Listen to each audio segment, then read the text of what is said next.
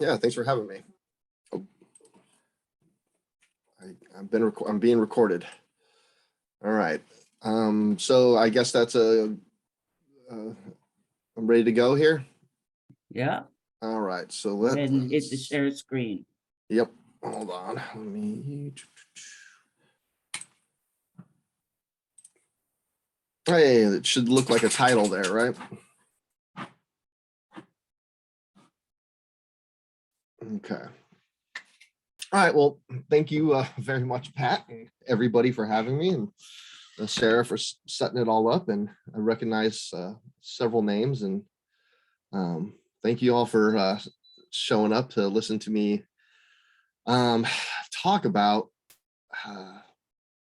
this. And I'll say I need to apologize. I'm not really 100% sure, what this really means. I think there should be a question mark at the end of my presentation title. And I think there's some people on this meeting that probably understand exactly what I mean by that.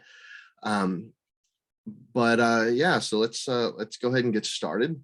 So really what this presentation is about is just kind of a snippet related to kind of how we think about the physical components of our heritage. That's a photo of me doing some fancy GIS stuff on a site, and the site that I'm going to use is kind of an example of some of, I guess you'd say, the frustrations around this. So, we also, have to ask ourselves questions like, what exactly is a cultural resource boundary, and where do cultural resources begin and end? This concept that we can, especially in the context of preservation and management, that you draw a circle or a line around something, and that somehow represents the reality of what you're seeing. Doesn't make a lot of sense. One of the examples I use is, how would I draw a site boundary around my life and who I am? Because in the end, that's what we're doing as archaeologists. Especially, we're trying to say something about human behavior, and human beings aren't born, raised, and die in a 30 by 30 meter diameter circle that we draw on a map. So it's an important thing to think about, that these lines are imaginary but are used for managerial purposes, so that we can make some effort in trying to do something with these resources, whether it's preserve them or get information from them, any number of things. Is it okay to dig something up in order to build a house, for example? Or is it something that we should save and make sure that future generations can have it as something to enjoy and understand, and to learn about the past, right? So that kind of tacks into the idea of why is it difficult to preserve and identify archaeological resources? And this is a question I think that I'm not going to go into detail right now, but it's something I want you to think about as you're listening to me and I'm going through this. And also the difference between management and preservation.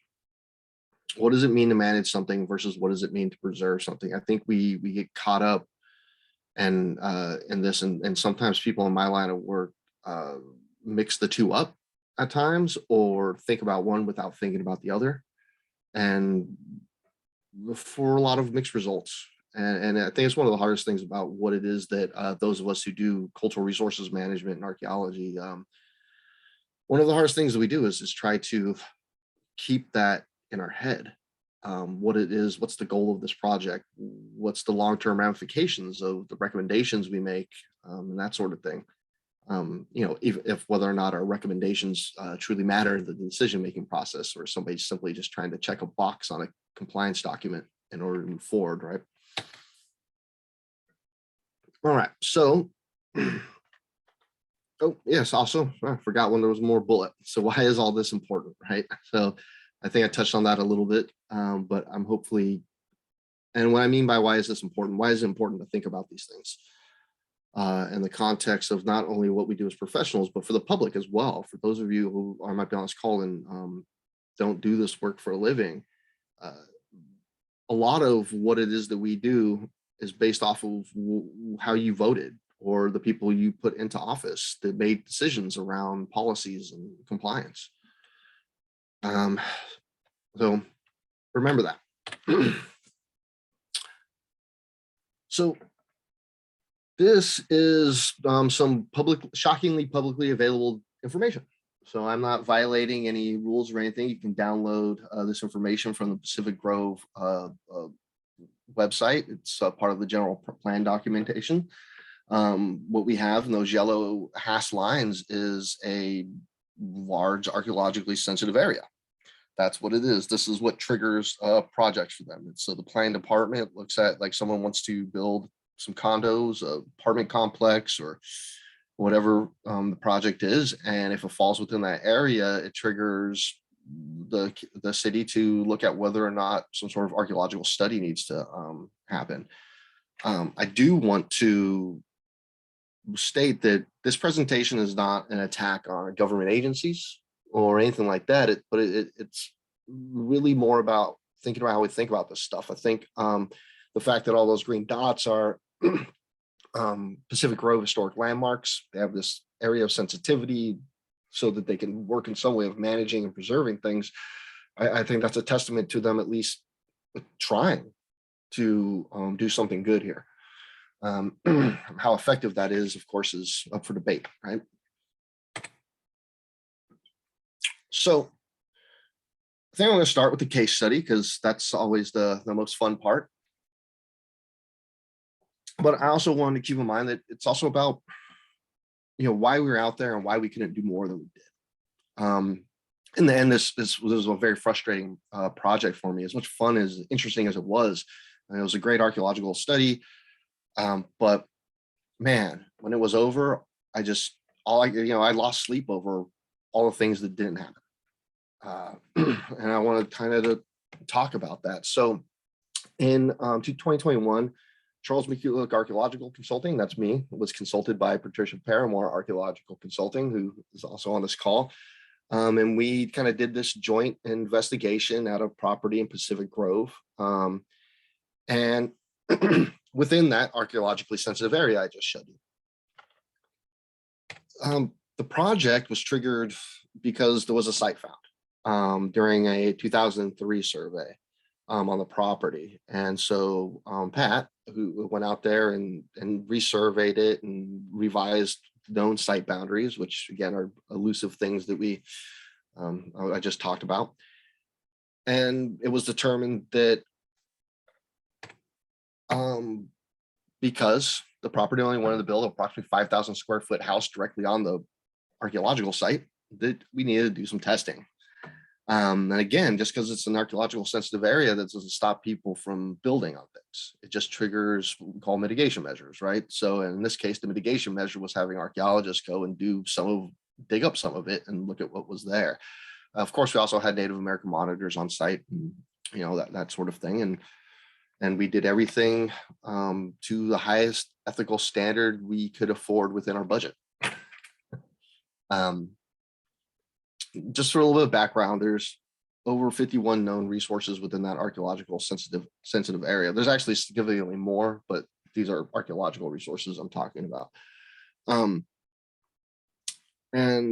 one of the reasons why I bring that up is because part of this is talking about relationships that these locations have with each other, and what happens when we don't contextualize them either properly, or we fail to even look at the potential for the relationships. Excuse me, some water here. So unfortunately, looking into everything outside of the parcel, for the most part, was well beyond the scope of our project and budgetary constraints. At the most, you do a record search with your quarter to half mile buffer around your project area. But as you'll see, in the case of this resource, our background research was not nearly enough to really do this thing justice in our report. While we were out there, we we developed a research design, did all that kind of stuff, which is required by the city in that area, which is fantastic. Very few, I think very few cities or counties actually write research designs as a requirement in their general plans. So that was a really wonderful thing to realize that we were actually able to do that. The site itself appears to be part of a much larger habitation and food processing complex along the Monterey Peninsula. Now, that's hard to confirm without spending the time going through site records and other reports, which again, we didn't have, but that is based off of my professional experience in the area. I'm going to go out on a limb and say that that is the case, right? So as you can see, with some bullet points about the different how we tested it, the red outline there is basically the project footprint where the house is going to go. The hashed black line, you'll see that's the recorded boundary of the site, what was visible on the surface. And then all the dots are some auger units. The black ones are positive, white ones are negative. We also, while we were out there, we did some other test units as well. Unfortunately, a lot of this was done, as you may know, to determine whether or not the site was eligible for listing on the California National Register. What we ended up finding was mostly shell and terrestrial faunal remains. So, without giving spoilers, some of you who have some experience with this can probably guess where the analysis ended up. And sorry about the kind of blurry nature of the map and that kind of stuff, but this is a pretty sensitive location, and so I had to be careful about how I depicted this and trying not to show any too much data here. So just so you're aware, the house foundation will require removal of the vast majority of the site.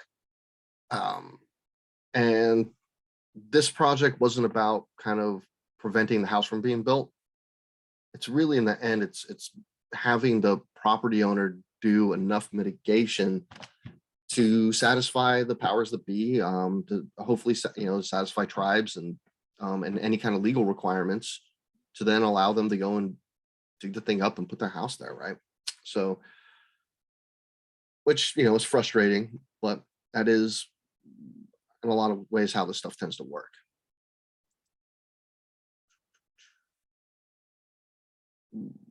And so examples of some of our findings, right? We have some abalone, we have some mussel, we got some limpets, a handful of other shells, and then some fragments of faunal that I don't even think we took pictures of because I couldn't find any. They were so small. But the soil, the thing about it was the midden was very intact. Like this thing hadn't been disturbed until we started dumping our augers and our shovels in the ground. And because of that, we were able to get some good radiocarbon analysis. 347 for current era, with approximately 347 AD, would put it in the cultural time period of the hunting culture, ancestors of the modern Ohlone people. And so, but again, it was vast majority of shell, but we also found some chert, and we found, one piece of obsidian. And there it is in all its glory. However, it was enough to date and source, which was very exciting. We were shocked when we got the results, and you'll hear why in a minute. And of course, when and where did it come from? Of course, that's what everybody wants to know, right? And this is probably the most interesting and fascinating thing about this project. And this is something I'm going to come back to again later. But right now, we're just going to focus on how fun this particular thing is.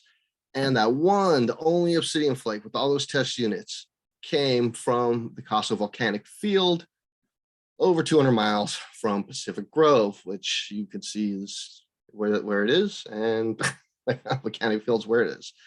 And this gets to that thing. It's how did this piece of obsidian get there, right? That's the question. And it's one of the questions we couldn't answer because we didn't have the budget to do the research necessary to assess, trade routes, um, or any number of other things. It could have been travel, migration. There's so many possible explanations for how this piece of obsidian ended up there.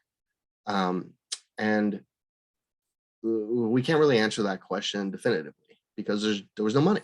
And we're going to keep talking about that. That's the theme here. It's unfortunately it's cost and requirements and that sort of thing. I do want to say that I think that this resource, even though from a technical and purely a standard of like applying CEQA and National Register criteria and all that stuff, it's not significant. There's not enough there. But man, it's a shame because I think that there's some interesting research questions that could be asked if we were able to do so. So, and then I imagine you're probably asking, so what did we recommend and why did we recommend it? Well, we recommended additional faunal and shell analysis as we only excavated about 5% of the site. We had planned to do 10, but we weren't able to just get it done. It just didn't happen, for logistical reasons. Part of it was that the loose sand kept falling back in and we had to keep excavating the same stuff. So the auger units took longer than we had expected them to, and a number of things. Although the screening was relatively quickly because of that, but we had a number of things kind of slow us down there. We recommended further archaeological and Native American monitoring of construction. So as they're going down bulldozing the site, someone's going to be watching it happen. And as above, there's still 95% of the information in this place is still buried. And again, this is an intact shell midden. It wasn't very thick. I think I'd minimize my notes here, but it wasn't more than about a foot in total depth of actual midden. Once you got to it, it was a fairly thin lens. And again, it was almost entirely shell. There was a lot of shell. And we recommended curation, or something be done with the materials so that there would be some collections. And I imagine that the tribes are probably going to want to have something repatriated on site and that sort of thing, and that's fine. But we wanted to make sure that there would be some sort of further analysis during the monitoring, just because of, even though our findings were limited, it just seemed like there was some potential there. And then we get into the thing, and I think we've talked about it a little bit, is, why not just preserve the thing? Why not save it? Why not fight for it?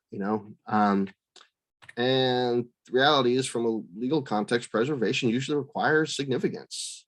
And it just wasn't found. We couldn't argue that it met the threshold. And went above the standards for the listings, because there was nothing about the site that was fairly unique. It was fairly run-of-the-mill. I mean, it had, other than that one flake, which we got the information from, so we don't necessarily need to preserve that flake where we found it, right? We can, the obsidian debitage, we can do research around that. That's already been identified and recovered. And it was the only obvious lithic. We found, like I said, we found some chert, but they're at best questionable as to whether or not they're cultural or not. And there wasn't very much. We did not recommend additional studies beyond the monitoring because there were fewer than 3 manufactured artifacts per 100 square meters. We had increased, we didn't see an increased density of midden in any places. It was just a thin lens. There was nothing to, what we found we thought was a feature turned out to just be a generic line of abalone, which was frustrating. And I thought we might have potentially hit a burial, but it was definitely not the case. And again, the obsidian flick, limited chert debitage. We just didn't see anything that, there were no features other than the midden itself. And there were no concentrations of artifacts. There was nothing. And that was, and then of course, no human remains. So in the end, it's just, what do? You can't it's really difficult to argue as an archaeologist that you feel that something's got more to offer than what you're saying. It's very much just the facts, please, right? And so there was just no real good argument to be made. And historic archaeological deposits were not observed, although I think that instead of that being a detriment to additional studies, I think that just, it argues that it's more intact, right? With all that being said, if someone had done the kind of research to really consolidate and discuss these sites, maybe not so much as isolated locations, but we have this archaeological sensitive area, but it doesn't really speak to the relationship that the resources out there may have. So let's take a step back for a second.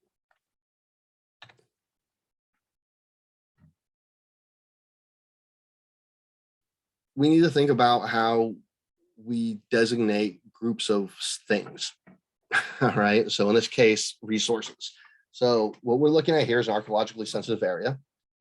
We can think about things like archaeological and historic districts. And all that kind of plays into, like, these are some of probably the best tools we have when really looking at how we manage cultural resources management and heritage management. And I make a distinction between those two. And it's really important. Cultural resources management is what you do to comply with the law. Heritage management is what you do outside of just that. Sometimes you get paid to do it. Sometimes it even becomes part of CRM projects. It's wonderful when that happens. But the vast majority of heritage management that I've done in my life has been volunteer work. And I would argue that this presentation sort of ties into that, because the idea is to get people fired up to go volunteer and protect our history, right? But that's what heritage management is. It's really more of the concept of truly preserving and making stuff to some degree either available to the public, or to make sure that it's truly retained, so that future generations can use the knowledge that our ancestors have kind of created, this information, right? And why is that important? Well, we could spend another several presentations on that, but I'm just going to say that this is all intrinsically important, and it's just part of what we do. It's why I went and got a degree. So now that we've kind of discussed that a little bit, we got to get back to this fun archaeologically sensitive area thing. It's part of the land use plan, coastal development, all that fun stuff. This is the actual page from the land use plan for it. So they got all this stuff, these different areas designated. I'm sure that there's somebody sitting in the planning department who, when it comes into area whatever, that gives them a list of things that need to be done in order to get the permit through for whatever is happening, right? So the one thing that is nice about it is that it does things like, requires qualified archaeologists, environmental reviews, yada, yada, yada, reciting or redesigning the project to minimize impact to archaeological resources.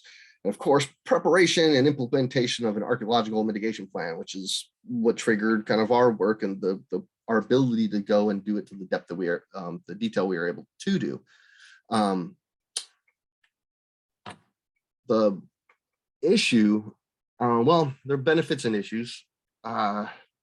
Again, I guess I'm not mad at Pacific Grove. I think they're trying, and they're honestly doing a better job than a lot of places. So you got to give them credit for that. The good thing is it does create that triggering mechanism to make sure that it's at least looked at. That, I think in this area, because of the way they have their policies set up, it's a little more difficult to just brush stuff under the rug and rubber stamp a project without some sort of analysis. And it reaffirms the general land use stuff and the general plan and that sort of thing. Unfortunately, it really just simply restates like stuff that's in the California Environmental Quality Act and associated policies and protocols and all the stuff that Office of Historic Preservation has put out, their bulletins and that sort of thing.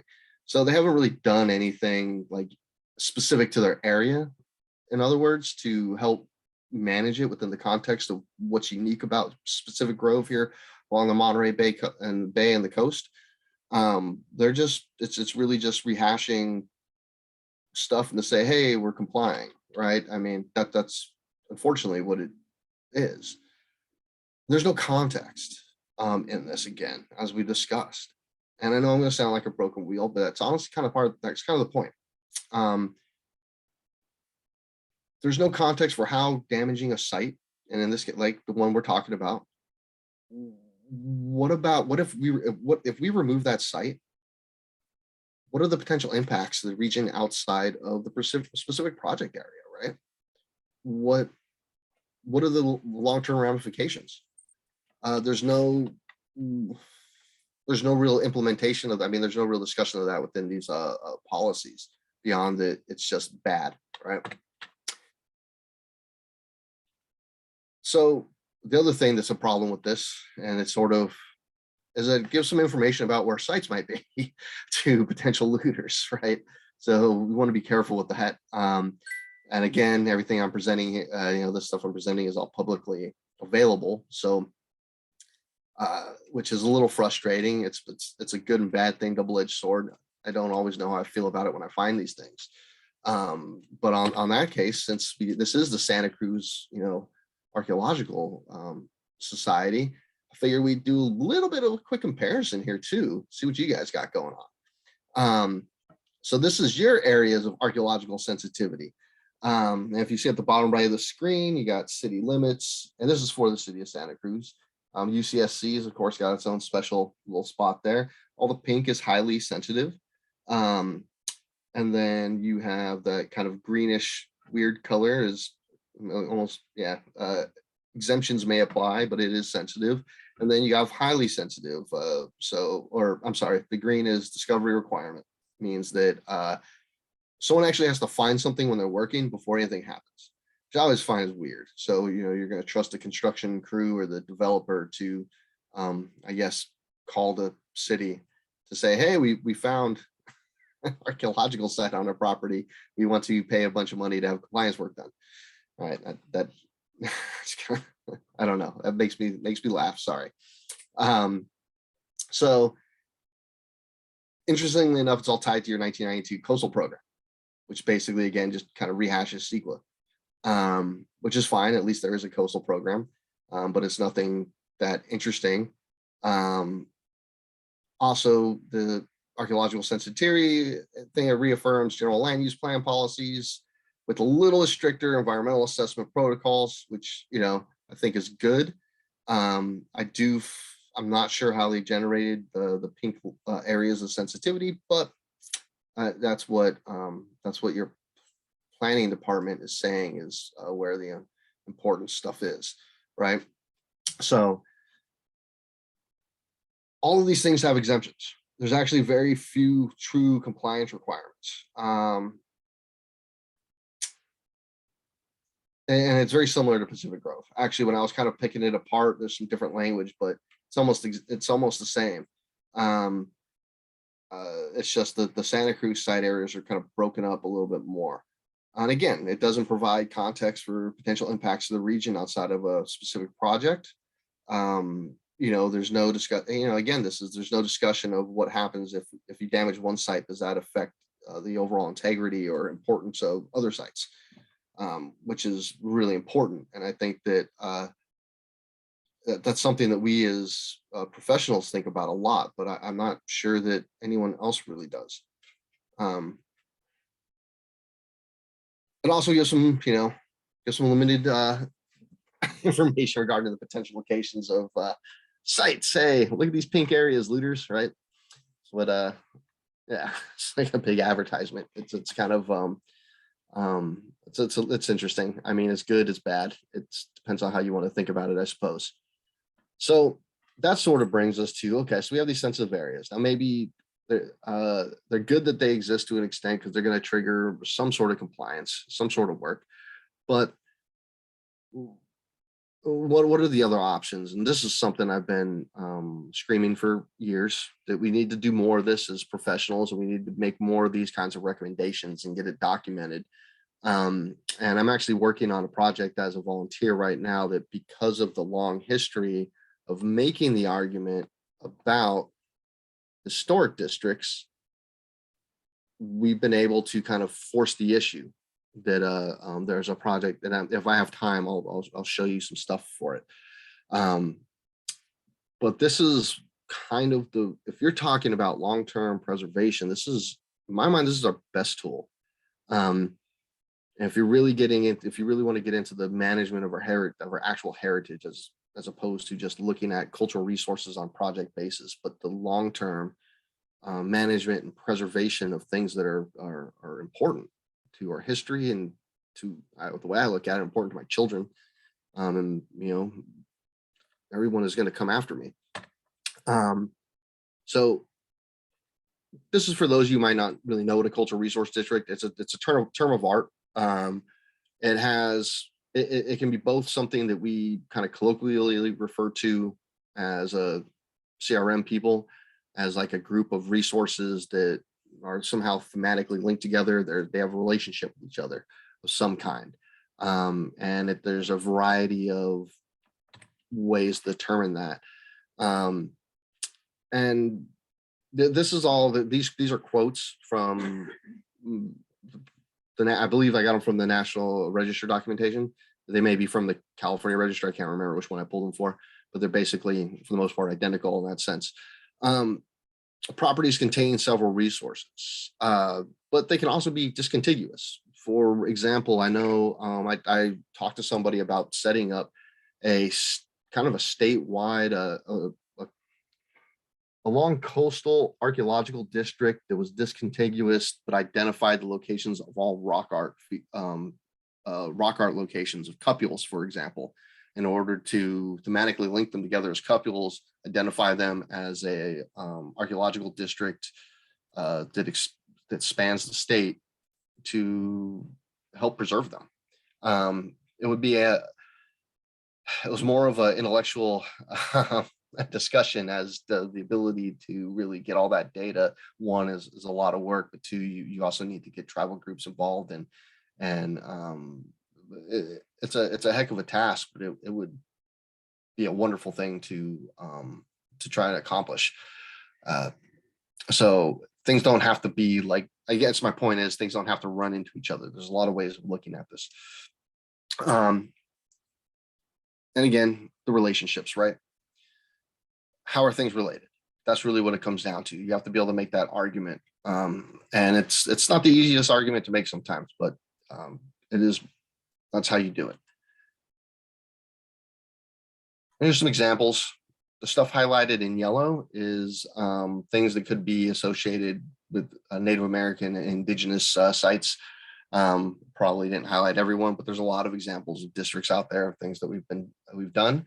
Also, if anybody ever wants a copy of this PowerPoint, feel free to shoot me an email, and I'd be happy to send it to you, or send you links to all the information on OHP from the OHP website, where I got a lot of the stuff from.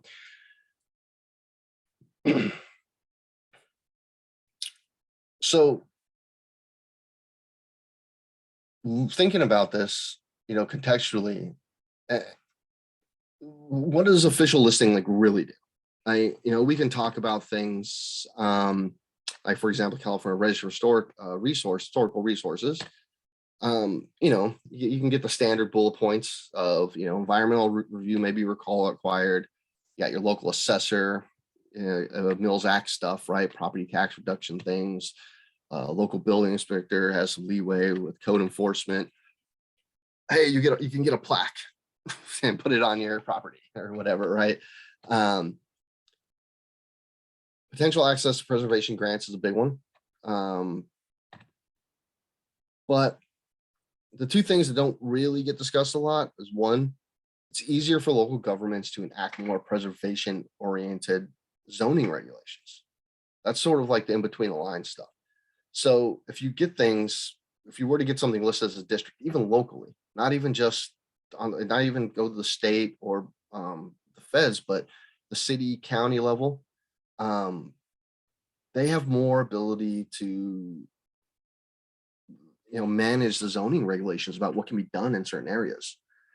And it's big. It's sort of that sort of plays in that role as well as the like the archaeologically sensitive areas. However, the difference is instead of saying, oh, this area is sensitive and there's a bunch of resources, what you're saying when it comes to the historic district is there's a giant resource. And anytime you're in this area, you're within its boundaries. And we need to think about how you're affecting the thing in its entirety, right? And that's the real difference. It also provides more avenues for the general public to take action when government agencies fail. I'm probably not supposed to be really talking about this, but I'm associated with some groups who are involved in a class action lawsuit against the county right now over violations under CEQA regarding the fact that the State Historic Preservation Officer concurred on the existence of a historic district. And the county in question is trying to blow through that and ignore the fact that it exists. So it's interesting.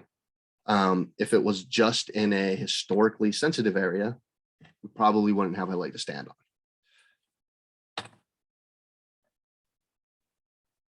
So I want to kind of conceptually think about what me and Pat would have done if the site had already been said, if instead of an environmentally sensitive area, that was an archaeological district, which I have a feeling, while I haven't gone through every site record and every report, probably overall not too difficult of a case to make the argument that it is one, even just for local listing. Like I say, you don't necessarily have to go through the state, but the city or the county is usually enough. Well, we would have had access, we would have had to assess the resource in relation to the district as a whole. Like we would have actually had to make the argument of what would happen if we remove this intact deposit and how would that have affected the overall landscape and the integrity of the larger resource. It's sort of like thinking about it. If you have a house, what happens to the integrity of that house if you knock a wall out? You can't just think about just the wall. You have to think about the whole structure if you do something like that, right? This site would have easily been considered a contributor to that district. Again, not significant in and of itself, but an easy contributor to a district. It was intact. It was old. We were able to date it. It was a clear deposit. We had sourcing material to something really interesting, the Coastal Ranges. All of a sudden, when you think about the relationship with the rest of, and that brings up research question, well, what about the other sites? Are there pieces of obsidian from similar regions? What's going on? What is this telling us about that kind of bigger story within the larger context, right? And that's that's kind of how we really need to think about these things. I think it's really important. And when you don't have, because again, like we were saying, like I was saying, is that preservation usually requires significance. So, and significance is compared to what, right? And that's really what you're doing. You're thinking about it. Like there's a lot of shell middens out there. So our resource in and of itself wasn't very interesting when you just kind of isolate it, right? But if it was a part of a district, the resource would have been found to be significant for local, state, or federal listing under the standard criteria as a contributor, like you just said.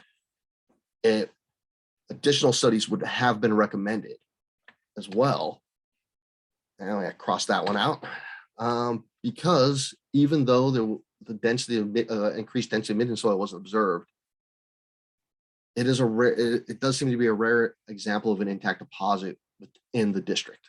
If it was a district, and I know this from a lot of research I've done in the area, a lot of these resources have been just obliterated.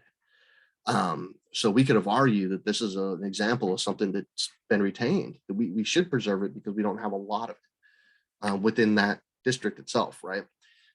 And while very little like lithics were observed, the coastal ranges raises research questions applicable to the larger pre-contact landscape around there. Like, what does it say about the other sites? Similar things found. What happens if we start doing those kinds of research? What would happen? I mean, I'm not sure if someone were to take all the data out there, consolidate it into a single document discussing all those resources and create a large research design for that district. You know, it could have helped me and Pat really kind of think about this and how we were making our recommendations and what we were doing. But like, again, there was just no budget or time to do that. It would have been volunteer work, but this is a development project that's moving forward. Someone's building their dream home, right? Or vacation home. I can't remember which, but they're spending a lot of money to do it. So it's not like it was going to stop it, even if we did all that. Human remains were not observed. However, what did associated sites within the district contain? Like, I had no comparison to determine the predictability. And so it's like looking at and go and say, hey, there's evidence of similar middens containing human burials, maybe, right? But you don't have that full analysis. We just really had our findings. And because we were only seeing the midden, it seemed unlikely based on kind of the overall kind of context of how you think about shell middens, that probably wouldn't have been a burial. But I don't know what some of the other sites may have said, or some of the other reports that were up beyond our half-mile buffer that we did our research on, which is, you know, unfortunately our industry standard. And while and again, I kind of mentioned this before, I think the lack of historic archaeological deposits is an argument for preservation because it shows a lack of disturbance and speaks to the integrity of the site that we had. So I guess it comes back to what I started with, and I'm almost done here, and I think it'll be fun to kind of discuss some of this. So what the hell does all this mean? And the answer is, I don't know. It really depends on the public. I mean, that's what this kind of takes. It's you don't get a whole lot of archaeologists and professionals running around on their weekends doing even more work for free to make this happen, right? In the end, my job is to research, assess, make recommendations based on established legal context. While I do volunteer work, I've been working on the same volunteer project for about 6 years, and that sucks up all of my effort. One resource, one area, and and so there's just not enough of me to go around. But it's also that there's a large, the reason why I do what I'm doing in that context is because there's a lot of members of the public who keep calling me, keep harassing me, keep emailing me, keep setting up meetings, expecting me to come to them, and they do not let me run away. And so I keep showing up, and I keep helping them, and there's some very squeaky wheels, and that's what it takes. And so if there's anybody on here who's not a professional or working in this field who has something they want to protect, well, start harassing professionals and find one that will listen. And that is really it. And wow, look at that, 42 minutes and 43 seconds, pretty good. I guess I'm going to end my slideshow here and stop my screen share. No, actually, I guess we have some time. Might as well show you. So this is in Eldridge, California, which is east of Sonoma County. This is the Sonoma Developmental Center property, if you're familiar.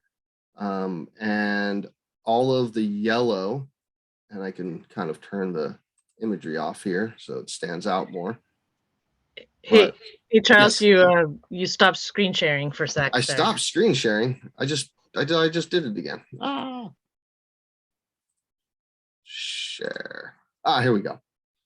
So yeah, all of the yellow here is those are the contributors, and the blue boundary, the blue hashtag is the original property line for this medical facility. There we go. The white stands out a little bit more. So yeah, the blue hashtag is the original property boundary for this medical facility from the late 1800s. It's a pretty amazing property, but you know, we're looking at over 300 individual resources on this thing. And only 3 of them are individually significant. And if it wasn't for the fact that we're contextualizing this as a district, the county would be able to just simply bulldoze everything but 3 buildings without blinking an eye, right? I guess that's kind of my point.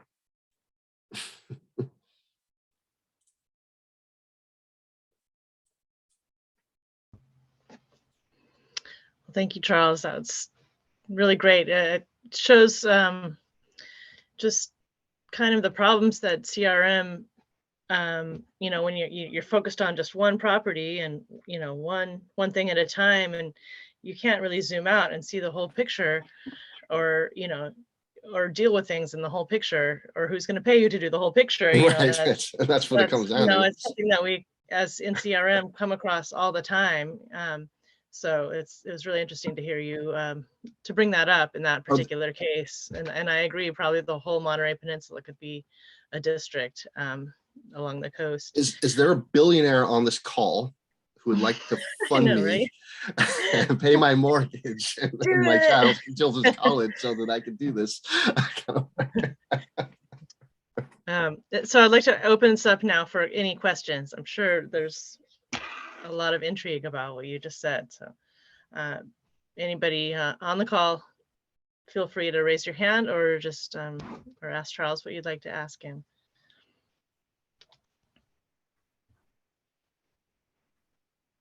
Go ahead, Rob. Uh-oh. Oh, you're muted. Oh. Yeah, it's interesting to know that piece of obsidian I found, that's where it came from. I didn't realize, I'm not sure if it was in the report or if that's like a later, I kind of just skimmed the report afterwards. Mhm. But yeah, it's interesting. Like I was even, I mean, it's not really. Oh, that's right. You were the one that found that, weren't you? Yeah, I was the one that found that. I remember. Yeah, I think you brought up something interesting, because I was even on a project that I was monitoring on Monday. Even the native monitor, he was asking like, oh, they can dig here, but then like they're like this one site is like being protected, but like down the street, there's like no like archaeologists there.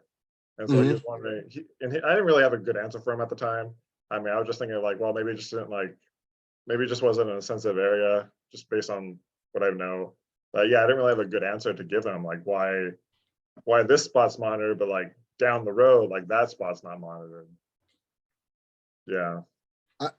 Yeah, I mean, so it gets interesting. I'm dealing with trying to wrap my head around recommendations for a small housing development, and the soil itself, there's no depth, right?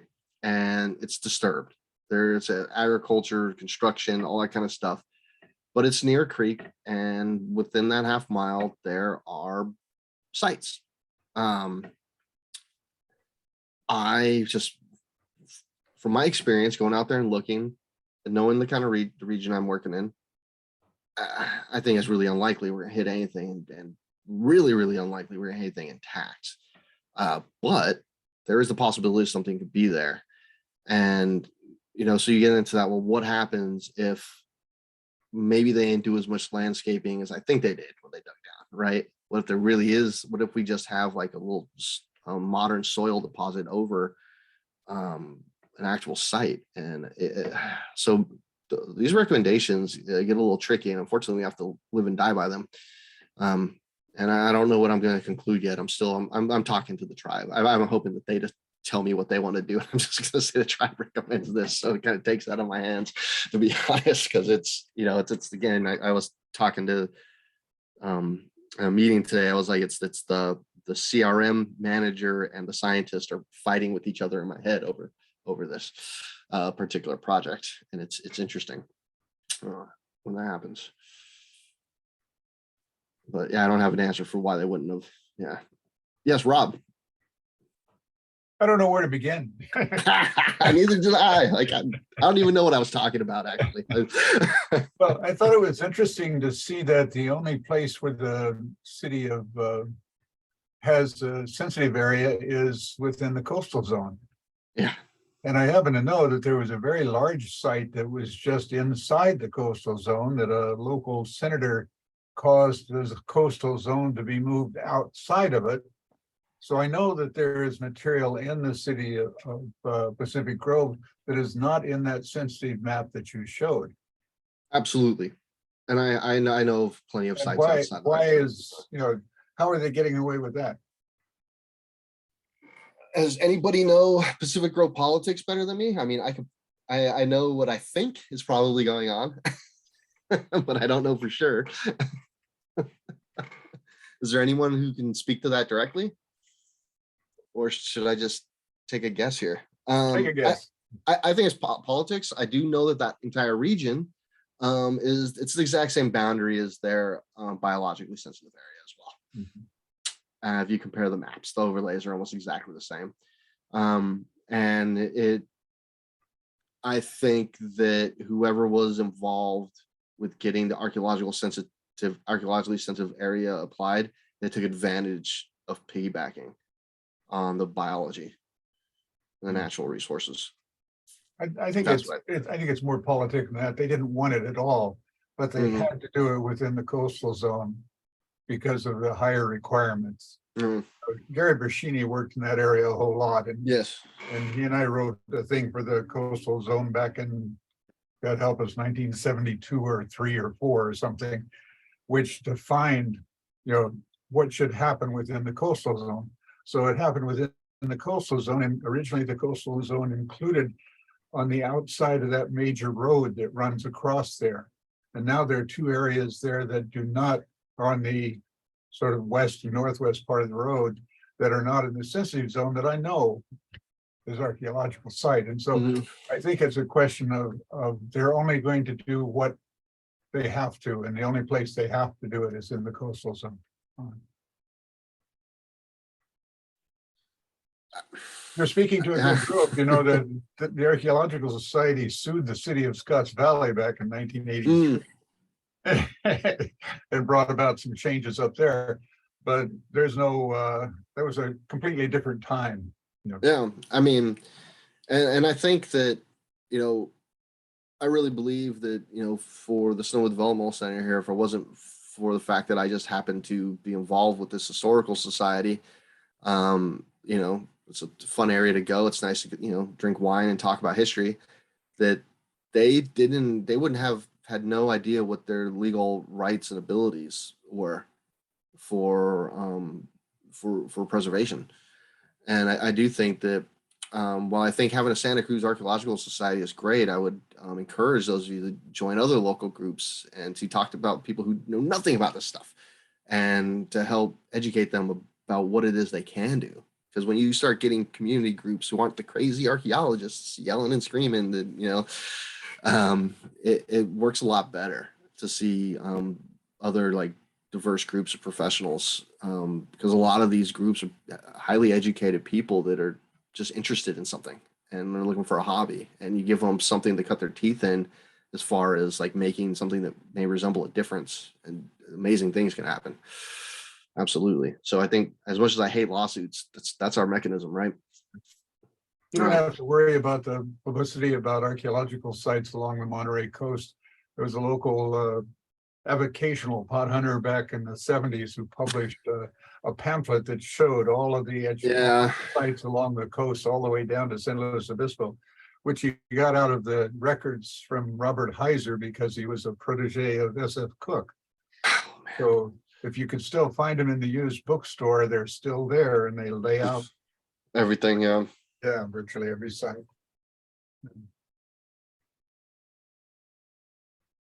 Anyway, I appreciate the work you're trying to do.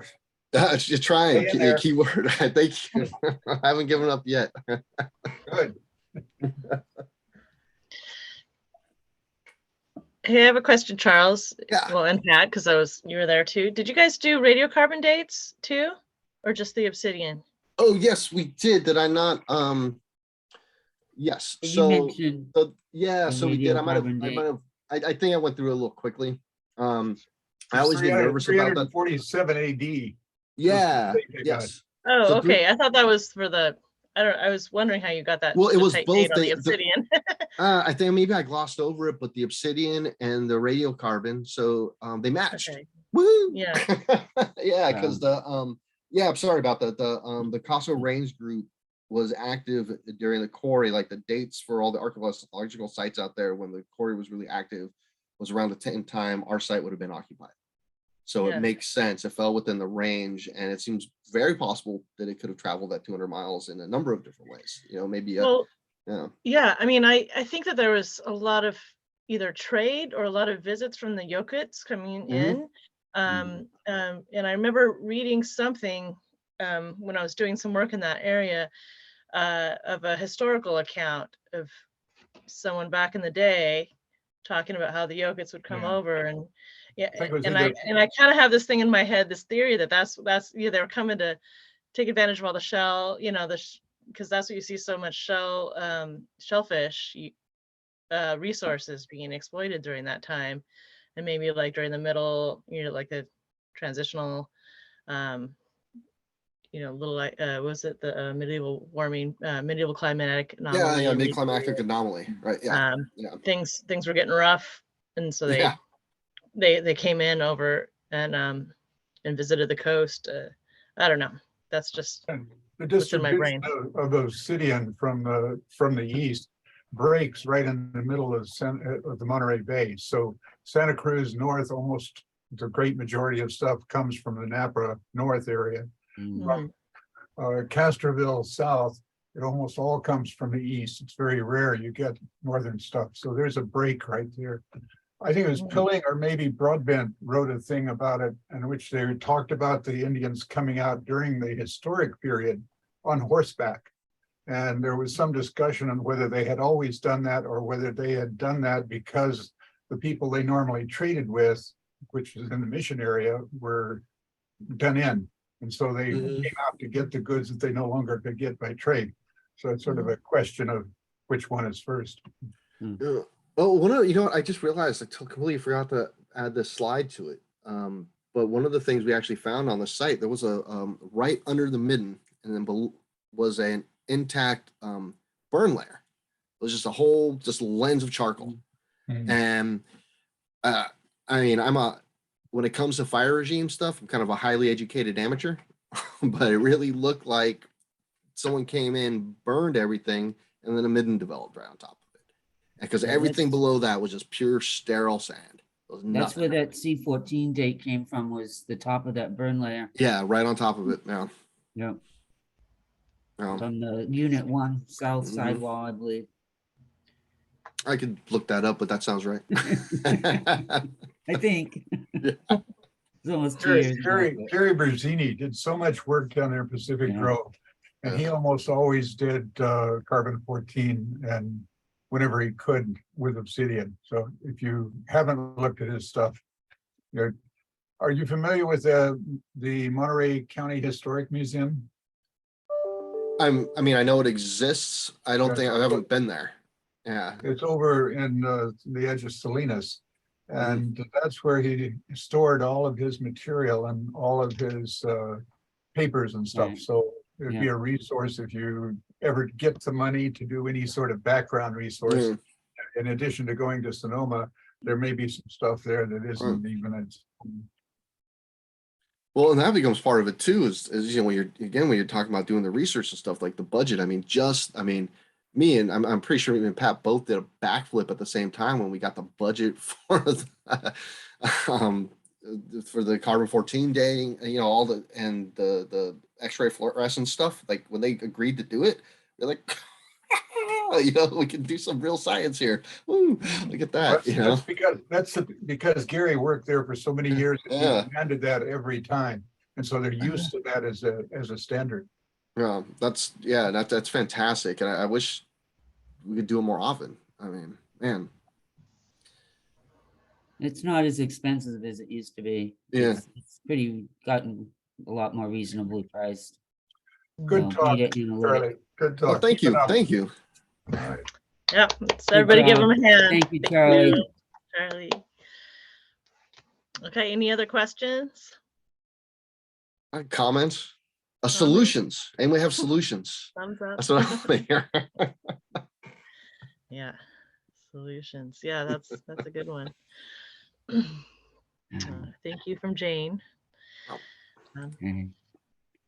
All right, well, Thank you so much, Charlie, for coming to we'll let speak you- for us. A great Thank you. topic, a lot to think about. Yeah, it is. I'm probably gonna be up all night now thinking about it. Yeah, we keep Don't drink jumping any on it. coffee. Right. Oh, I'm actually drinking wine. But No. That might help. are we you still sleep. recording? Oh, oops.